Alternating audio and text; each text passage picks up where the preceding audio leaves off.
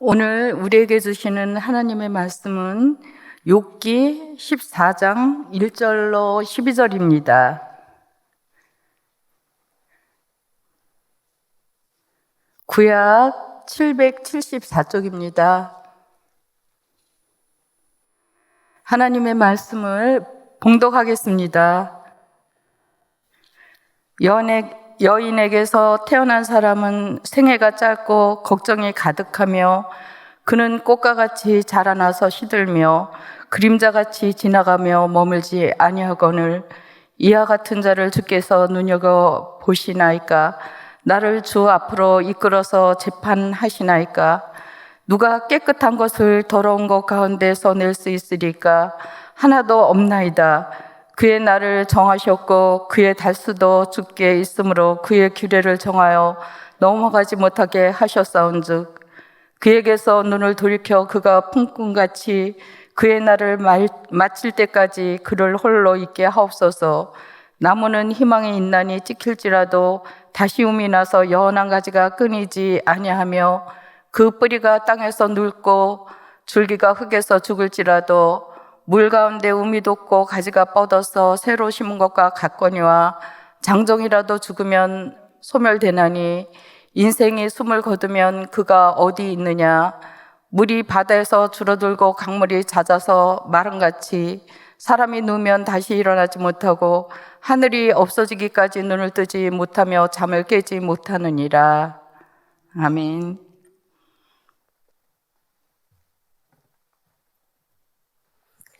오교구 권찰의 특송이 있겠습니다.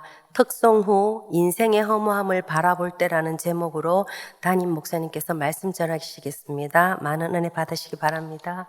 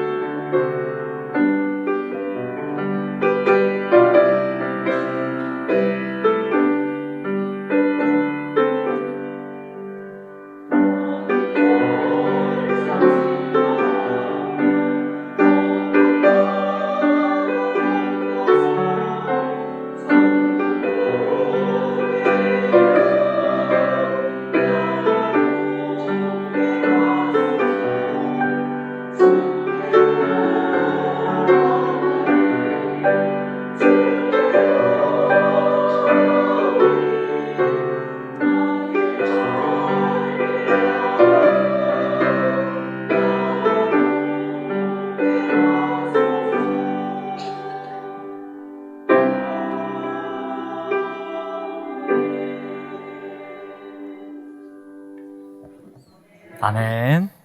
감사합니다. 오늘도 또 오교구 특송을 했으니 제가 멘트를 해야 되는 날이죠.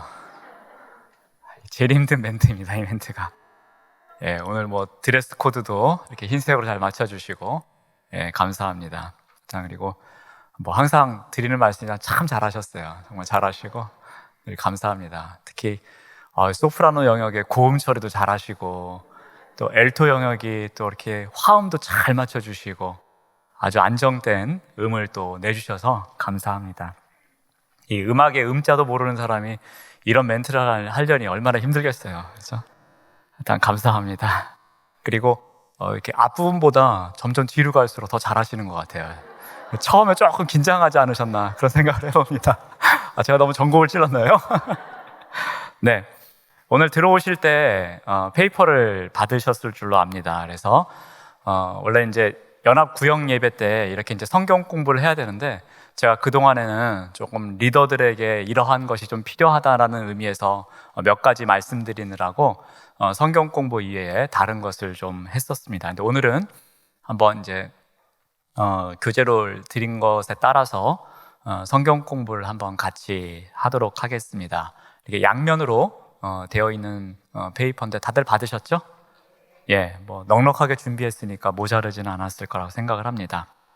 예, 오늘 아까 이제 권사님께서 읽어주신 욥기 14장 1절에서 12절 말씀입니다. 어제 새벽 예배 본문이었고요. 그리고 우리가 이번 달에 마지막 과로 다루는 본문으로 우리 생명의 삶에서 제공되는 부분입니다. 이 부분을 한번 제가 나름대로 본문을 잠깐 설명을 드린 이후에 우리 문제 두 문제를 같이 적용하는 문제를 풀어보도록 하겠습니다. 여러분은 언제 이 허무함을 느끼십니까? 야, 정말 허무하다. 이렇게 살아서 어떻게 하나라는 그런 허무함을 느낄 때가 있지 않습니까? 욥은 이 욥기 14장에서 언제 허무한지를 이야기를 합니다. 그것은 뭔가 빨리 지나갔을 때, 나도 모르는 사이에 이렇게 빨리 지나갔을 때의 허무함을 느낀다고 합니다. 오늘이 이제 10월 마지막 주 금요일이잖아요. 그래서 10월이 또 새롭게 시작되면서 첫째 주 금요일에 이렇게 교구별로 권차례로 모였을 때에 이제 첫째 주구나 라고 마음을 새롭게 다잡으셨을 텐데 벌써 마지막 주여가지고 본당에 모여서 이렇게 함께 또 연합으로 성경 공부를 합니다. 이렇게 되면 한 달이 빨리 지나간 걸 느끼면서 한 달 동안 내가 뭘 했지? 라는 생각을 하게 되면은 허무한 마음이 밀려올 때가 있습니다. 그리고 또 이렇게 일주일 단위로 끊어봐도 이제 월요일이구나 라고 시작했는데 벌써 금요일이네? 이번 주에 내가 뭘 했지? 내가 뭘 했는지도 모를 정도로 이렇게 시간이 빨리 지나갔네? 라는 생각을 하게 되면은 우리가 또 허무함을 느끼기도 합니다. 욥이 오늘 본문에서 그러한 고백을 합니다. 우리 1절 말씀을 다시 보시면은 여인에게서 태어난 사람은 생애가 짧고 걱정이 가득하다고 합니다. 그러니까 이 사람은 이라는 표현에 아주 욥의 인생 철학이 담겨져 있는 것 같아요. 이 사람이라는 것은 이러한 때 허무함을 느끼는구나. 이 사람이라는 것은 이래서 사는 것이 힘든 거구나. 이 사람이라는 것은 이와 같은 것이구나 라는 표현을 하고 있는 것처럼 보여집니다. 사람이 어떠하다는 것을 깨닫는 순간에 욥이 허무함을 느낀 듯합니다. 사람이 어떠한 때에 욥이 허무하다고 합니까? 생애가 짧을 때. 그런데 그 생애가 짧은데도 그 짧은 생애 동안에 무엇을 많이 하면서 살아가니까요? 근심과 걱정을 많이 하면서 살아가는 인생. 이러한 사람이 허무한 것 아닌가라고 이야기를 합니다. 연약한 자신의 모습을 보면서 정말 사람이라는 존재는 정말 허무한 삶을 살아가는 존재이구나 라는 이야기를 하는 것처럼 들려집니다. 그러면서 2절을 통해서 허무한 것에 대해서 그리고 시간이 빨리 흘러가는 것에 대해서 그래서 허무해지는 자신의 모습을 두 가지 물체에 투영을 하고 있습니다. 첫 번째는 무엇입니까? 꽃과 같이 자라나서 시드는 것, 그것을 들어서 허무함을 이야기를 합니다. 여러분, 꽃은 아무리 길어야 며칠 가는지 모르겠지만 제가 영흥교회 와서 배운 것은 꽃은 일주일 정도 간다라고 배우는 것 같아요. 왜 그러냐면은 이 금요일에 강당 꽃꽂이를 합니다. 그러면 이 꽃꽂이 하시는 분들이 우리 담임 목사님이 방에서 혼자 있으면 처량할까 봐 이 꽃꽂이를 아주 작게 해주셔가지고 제 목양실에 가져다 주세요. 그러면 금요일에 오면은 꽃이 아주 활짝 펴 있고 특히 아직 덜 핀 꽃봉오리가 이렇게 몇 개 있습니다. 그러면 주일이 지나고 월요일이 되고 화요일이 되면은 활짝 펴서 방 안에 향기가 가득해요. 근데 목요일이면 예외 없이 사찰 집사님 오셔서 이 꽃 치우겠습니다 하면서 가져가세요. 왜 그럴까요? 시들었기 때문에. 그래서 저는 꽃은 수명이 일주일이다라는 것을 영혼교회 와서 아주 철저하게 배웠습니다. 저는 더 놔둬도 될 것 같은데 목요일이면 꼭 그냥 가져가세요. 그래서 일주일이 수명인 것 같습니다. 꽃은 분명히 시듭니다. 그런데 그 모습을 욥이 마치 사람의 인생처럼 투영시킨 거예요. 우리도 이렇게 꽃이 시드는 것처럼 허무한 삶을 살아가고 있지 않느냐라고 이야기를 합니다. 또 하나는 무엇을 들어서 이야기합니까? 그림자 이야기를 하죠. 그림자같이 지나가며 머물지 않는다고 합니다. 여러분, 지구는 자전을 하죠.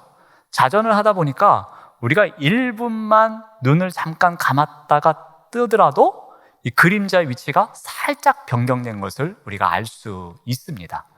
여러분, 해시계라는 것을 보신 적이 있는지 모르겠지만 해시계가 해를 통해서 그림자를 비춰서 시간을 알아가는 거잖아요. 그 해시계도 1분 단위로 우리가 분명히 그 시간이 흘러간 것을 알 수 있습니다. 그러니까 그림자를 통해서 이 시간이 흘러가는 것을 우리는 알 수 있는 것입니다. 왜요? 그림자 또한 머물지 않기 때문입니다. 인간의 생애는 꽃이 시드는 것처럼, 그리고 그림자가 머물지 않는 것처럼 순식간에 사라지고 있음을 이야기합니다.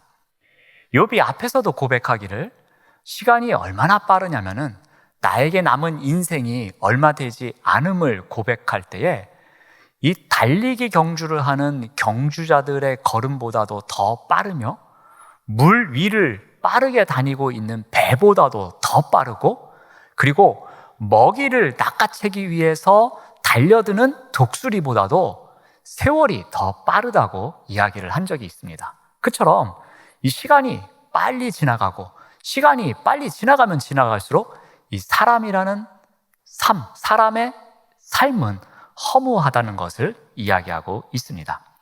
자, 이렇게 허무함을 깨달았습니다. 자, 그러면 그 다음에 해야 될 것이 무엇이죠? 어떻게 이럴 수 있을까? 어떻게 이렇게 세월이 빨리 지나갈 수 있을까 하면서 탄식을 하게 되는 거예요. 그래서 욥이 두 번째로 한 일이 탄식입니다. 우리 3절 말씀을 보시면은 이와 같은 자를, 이렇게 세월이 빠르게 지나가는 가운데에 허무함을 느끼고 있는 연약한 존재인 나와 같은 사람을 왜 주님께서는 그렇게 눈여겨보시고 나를 주 앞에로 이끌어 가셔서 이렇게 재판을 하십니까? 라고 탄식하고 있는 것입니다. 주님, 내 인생 제가 살아갈 수 있도록 그냥 놔두시면 좋겠는데 왜 굳이 내 인생에 개입하셔서 나를 이렇게 주목하셔서 나로 하여금 힘들게 하십니까? 라고 탄식하고 있는 거예요. 세월이 이렇게 빨리 지나가고 있는데, 이렇게 허무한 시간이 지나가고 있는데 굳이 나의 시간 속에 들어오셔서 나에게 이렇게 저렇게 하시는 거 필요 없는데 라고 하면서 탄식하고 있는 것입니다. 또 5절에 이렇게 탄식합니다. 그의 나를 정하셨어요. 또 달수도 주께 있습니다. 그리고 규례를 정해놨어요. 그래서 그 규례를 넘어가지 못하도록 해놓으신 거예요. 그러니까 하나님께서 시간도 정해놓으시고 공간도 정해놓으시고 규칙까지 정해놓으셔가지고 그 시간과 공간 속에서 살아가는데 어떻게 살아야 되는지 그 모든 것을 제한해 놓으셨다라는 거예요. 모든 인생의 주권자이신 하나님께서 이 모든 것을 통솔하고 계시니 이 안에서 살아가고 있는 저는 정말 힘듭니다. 괴롭습니다. 이 고통이 끝났으면 좋겠습니다. 라면서 탄식하고 있는 것입니다. 자, 허무함을 느꼈습니다. 이제 탄식을 했습니다. 그럼 그 다음에는 무엇을 해야 되겠죠? 원하는 것을 이야기를 해야죠. 그래서 갈망에 대해서 이야기를 합니다. 우리 6절 말씀을 보시면은 그가 품꾼같이 그의 날을 마칠 때까지 그를 홀로 있게 하옵소서라고 합니다. 이 품꾼같이 홀로 있게 해달라고 이야기를 합니다. 짧고 고된 인생을 살아가는 품꾼입니다. 제대로 된 쉼도 얻지 못하는 사람입니다. 날마다 고된 노동으로 삶을 연명해 가야 되는 사람이 바로 품꾼입니다. 그러니 품꾼과 같은 나, 정말 하루하루 힘들게 살아가고 있는 나를 홀로 놔둬 주시옵소서. 이거는 내팽개치라는 게 아니라요, 긍휼히 여겨달라는 거예요. 자비를 베풀어 달라는 거예요. 이렇게 살아갈 수밖에 없는 존재인 이 불쌍한 인생을 하나님 긍휼히 여겨 주십시오, 불쌍히 여겨 주십시오 라고 자신의 갈망을 이야기하고 있는 것입니다. 또 7절에는 이렇게 이야기를 합니다. 나무는 희망이 있다고 말합니다. 이 나무가 찍혀서 배임을 당할지라도 그 구루터기가 남아있으면 뿌리가 살아있기에 다시 가지가 나오고 싹이 움트는 일이 생긴다라는 거예요. 그런데 사람은 그렇지가 않다는 것입니다. 그래서 그러나 라고 이야기를 하죠. 10절에서 이렇게 말합니다. 장정이라도 죽으면 소멸된다라는 거예요. 인생이 숨을 거두면 그가 어디 있겠느냐라고 말합니다. 심지어 나무는 그 톱에 베이고 도끼에 찧어서 쓰러질지라도 그 뿌리만 남아있으면, 그루터기만 남아있으면 다시 소생케 될 희망이 있지만, 이 사람은 한 번 넘어지면 일어날 수가 없다고 이야기를 합니다. 그러니 하나님, 저에게도 희망을 주십시오. 저에게도 이렇게 넘어졌지만 다시 일어날 수 없는 순간이지만 저에게도 다시 회복될 것이라는 희망을 주십시오라는 갈망을 담고 있는 내용입니다. 이 내용이 욥기 14장 1절에서 12절에 나오는 내용입니다. 이해가 되셨을 거라고 생각을 합니다. 목요일 아침에 새벽 본문이었고요. 그리고 오늘 제가 다시 한번 설명을 드렸으니까 새벽 예배 드리시고 오늘 들으신 분은 복습이 되고 또 다른 각도에서 이렇게 해석을 해드렸기 때문에 이해하기인데 문제가 없을 줄로 압니다. 그렇죠? 지금 새벽 예배를 드리시는 분이 좀 한 10분밖에 안 계시는 건가요? 지금 대답을 한 10분 정도 하신 것 같은데, 네. 제가 마음의 상처는 받지 않도록 하겠습니다. 자, 그러면 뒷면을 보겠습니다. 뒷면을 보면은, 우리 큐티책 186쪽하고 187쪽에 나오는 내용을 이곳에 실어 드린 것입니다. 다 볼 건 아니고요. 거기 말씀 나누기 1번이 있습니다. 관찰과 묵상 보시면 문제가 이렇습니다. 욥은 사람의 연약함을 호소하기 위해 인생을 무엇에 비유를 하였을까? 우리 2절 제가 설명드리면서 욥이 탄식함에 대해서 이야기를 했습니다. 그 탄식할 때에 자신의 상황을 어디에 빗대어서 이야기했다고 했죠? 꽃과 그림자, 이 두 가지에 자신의 인생을 투영하면서 이야기했지요. 그러면 그 꽃과 그림자를 통해서 자신이 연약함을, 자신의 허무함을 이야기했습니다. 자, 그러면 이제 적용 문제입니다. 인생의 허무함과 육신의 연약함을 느낄 때에 나는 무엇을 바라보며 힘과 용기를 얻는가입니다. 여러분 한번 한 10초 정도 한번 생각해 보십시오.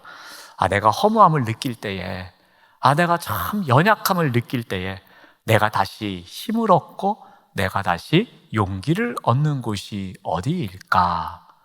한 10초만 한번 생각해 보십시오.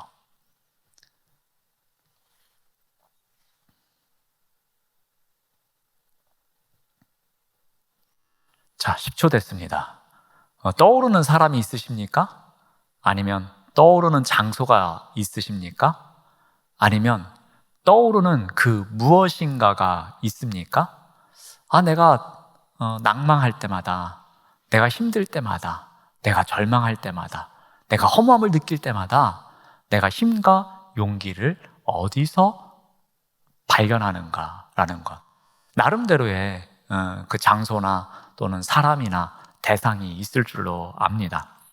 근데 오늘 우리가 구역 연합 예배니까 우리의 정답이 어디에 있어야 될까요? 자, 출제자의 의도가 어디에 있을까요, 지금? 한번 전후 좌우를 돌아보시면서 저는 당신을 보면서 힘을 얻습니다 하고 한번 인사해 보시기 바랍니다.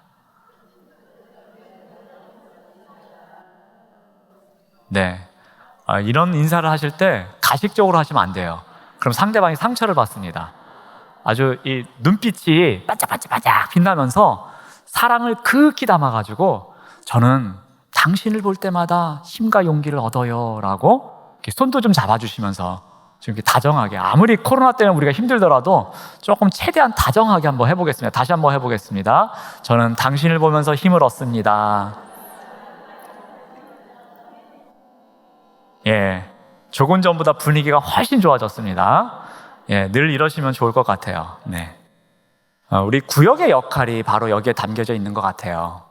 우리가 구역이 있으면 그 구역 식구가 함께 지낼 때에 평상시에는 뭐 적당히 아는 척하고 때로는 모른 척 하더라도 내가 허무하고 내가 마음이 힘들 때에 그 누군가 나의 믿음의 친구가 있었으면 좋겠다라고 할 때 그런 때는 우리 구역장이 생각나기도 하고 구역에 있는 뭐 집사님이 생각나기도 하고 나에게 신앙의 조언을 해주셨던 그 이전 또 구역장이 생각나기도 하고 반장님이 생각나기도 하면서 그분하고 전화통화 한번 했으면 내 마음에 이 허무함이 사라지겠다라는 마음, 그런 마음이 있었으면 좋겠습니다. 그런 따뜻함이 우리 구역에 있으면 바로 오늘 본문에서 우리가 보았던 내용을 우리가 충분히 우리가 실천으로 옮길 수 있지 않을까 생각을 해봅니다. 그래서 항상 우리 구역 식구가 나에게는 힘이 되어주는, 또 용기가 되어주는 그러한 존재임을 우리가 꼭 마음속에 기억하고 살아가시면 좋겠습니다. 자, 이제 두 번째 문제로 넘어가겠습니다. 자, 오른쪽 페이지로 와보시면은 두 번째 관찰과 묵상을 보시면 욥은 나무와 사람을 비교해 인생의 허망함을 어떻게 고백합니까? 자, 그것에 대해서는 아까 7절부터 10절 부분에 대해서 계속해서 제가 설명을 드렸습니다. 이 나무와 사람을 비교해서, 나무는 심지어 배임을 당할지라도 희망이 있었는데 이 사람은 그러한 희망이 없다는 것을 이야기를 했죠. 그만큼 절망적이고 허무함에 대해서 이야기를 했습니다. 자, 그러면 그 다음에 있는 적용과 나눔에 대해서 한번 보겠습니다. 인생의 허망함을 묵상할수록 부활의 예수님이 주신 영생이 귀하게 느껴집니다. 나는 부활 생명으로 충만한 삶을 살고 있나요? 라는 질문입니다. 물론 제가 본문 설명을 말씀드리면서 이 부분까지 나아가지는 않았습니다. 근데 큐티 책에서는 우리가 가져야 할 소망, 그 소망의 근원은 부활 신앙임을 강조하기 위해서 이 적용 문제가 두 번째까지 가는 것입니다. 근데 제가 그곳까지 이끌진 않았는데 욥기 본문에 충실해서 설명을 드렸고요. 근데 궁극적으로 우리가 갖고 있어야 되는 또 부활 소망에 대해서도 이야기를 합니다. 제가 우리 화요일에 저희 교회가 소속된 노회에서 이제 노회가 있었습니다. 그 노회장 이제 이번 임기부터 내년 이 시간까지 이제 노회장을 하시는데요. 그 노회장을 하시는 분이 이제 김한식 목사님이라는 분이십니다. 저는 그 교회 가보지는 않아서 어떤 교회인지는 잘 모르겠지만 이 목사님이 췌장암 말기세요. 그리고 지금 1년 6개월째 투병 생활을 하고 계십니다. 제가 얼굴색을 봐도 이분은 진짜 말기암 환자인 것을 알 수 있을 정도입니다. 그리고 머리숱이 거의 없다고 생각하시면 됩니다. 그리고 진행을 하시다가 조금 힘드셔서 또 앉아서 쉬시고 또 분호회장이 대신 진행을 하시는 그러한 일도 있었습니다. 이 췌장암은 암 중에서 가장 힘든 암이라는 것을 우리가 잘 알고 있죠. 그리고 제가 알고 있는 아주 또 정말 훌륭하신 목사님, 저보다 한 3살 아래의 동생이었는데 이 췌장암으로 삶을 마감한 후배도 있었습니다. 그만큼 이 암이 쉽지 않은 병인데요. 이 목사님께서 이제 노회를 진행하시고 오후에는 또 목사 안수식을 진행하시면서 기도를 하실 때마다 이 기도의 마지막 표현이 있지 않습니까? 어떠어떠한 예수님의 이름으로 기도드립니다. 아멘 하는데 그 마지막 표현이 항상 일정해요. 그 문구가 무엇이냐면 부활이요 생명이 되시는 예수님의 이름으로 기도드립니다. 아멘 하시는 거예요. 처음에만 제가 그렇게 기도하는 줄 알았어요. 그런데 두 번째, 세 번째 계속해서 기도하실 때마다 마지막 표현이 부활이요 생명이 되시는 예수님의 이름으로 기도드립니다. 아멘 하시는 거예요. 그럴 때 저의 마음이, 그 목사님의 마음이 느껴졌어요. 이 말기암 환자의 삶, 그러한 가운데 언제 하나님께서 부르실지 모르는 그러한 순간 가운데서 이분이 붙들고자 하는 예수 그리스도의 정체성, 나에게 있어서 예수님은 어떤 분이신가? 그 예수님은 나에게 부활에 대한 소망을 주신 분, 그리고 나의 생명의 주권자라는 고백을 하고 계시는 것이었습니다. 이 기도를 제가 이렇게 들으면서 이분이 정말 꿈꾸고 있는 것이 무엇이고 이러한 절박한 상황 가운데에서 정말 평생을 신실하게 목회를 해오셨을 텐데 그러한 질병으로 인해서 이 허무함도 느끼셨을 텐데 그 순간순간 하나님 앞에 고백하는 표현이 나의 부활이 되시며 나의 생명이 되시는 그 예수 그리스도를 고백하고 있는 그런 기도문을 제가 몇 번 들었습니다. 그분이 또 노회장이 되셨는데 시인이시더라고요. 그래서 이런 시집을 노회에 참여한 모든 목사님들과 장로님들에게 한 권씩 주셨습니다. 제가 시를 다 읽어보지는 않았지만 시는 굉장히 밝아요. 몇 편 읽어보니까 밝더라고요. 그런데 이 시인의 머릿말이 있는데요. 그 중에서 한 표현만 제가 읽어드리겠습니다. 이 시들이 누군가 벼랑에 들어서는 이에게 노래 되길 기도하며 앞서 벼랑을 지나는 기만식이라고 적어 놓았습니다. 그러니까 누군가에게는 벼랑에 들어서는 누군가에게는 그러니까 허무함을 느끼면서 내가 인생 헛살았구나. 이렇게 살아서 뭐하나 라는 벼랑 끝에 서 있는 심정을 갖고 있는 사람들에게 이 시가 도움이 되었으면 하는 바람을 적어놓은 것 같습니다. 그러면서 마지막에 이렇게 이야기를 하죠. 앞서 그 벼랑을 지나가고 있는 자신임을 밝히고 있습니다. 이러한 마음을 보면서 이번 적용 문제를 제가 이렇게 읽어보면서 이 김한식 목사님의 그 기도문과 그리고 이 시의 앞에 있는 말이 생각이 났습니다. 우리가 이 인생의 허무함을 묵상하면 묵상할수록 우리가 우울해지면 안 됩니다. 이 허무함을 묵상하면 묵상할수록 내가 인생 헛살았구나. 이렇게 사서 뭐하노? 라고 생각하시면 안 됩니다. 그러한 허무함을 우리가 묵상하면 묵상할수록 그 자리에서 우리의 부활이 되시고 우리의 생명의 근원이 되시는, 그래서 나의 생명을 이끌어 가시는, 나의 인생길을 조명해 주시는 그 주님을 우리가 발견할 수 있어야 하는 것입니다. 그 자리가 나를 우울케 하는 자리가 아니라 그 자리가 내가 허무함을 박차고 나올 수 있는, 그래서 희망을 꿈꿀 수 있는, 그래서 그 하나님의 영광을 바라볼 수 있는 자리가 되어야 한다는 것입니다. 우리는 허무함을 묵상하면 묵상할수록 점점 더 우울해지는 게 기본적인 인간의 본성입니다.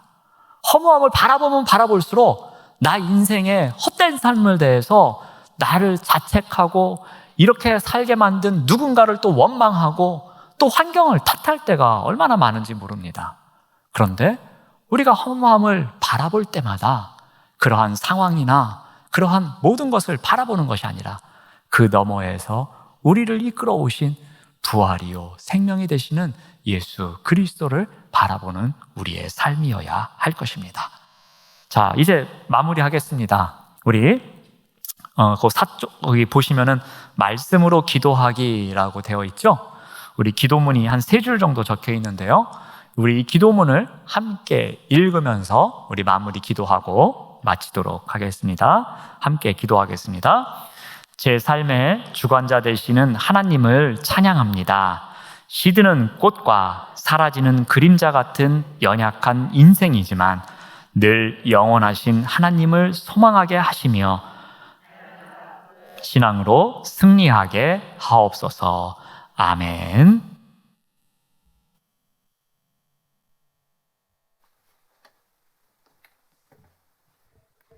광고 드리겠습니다.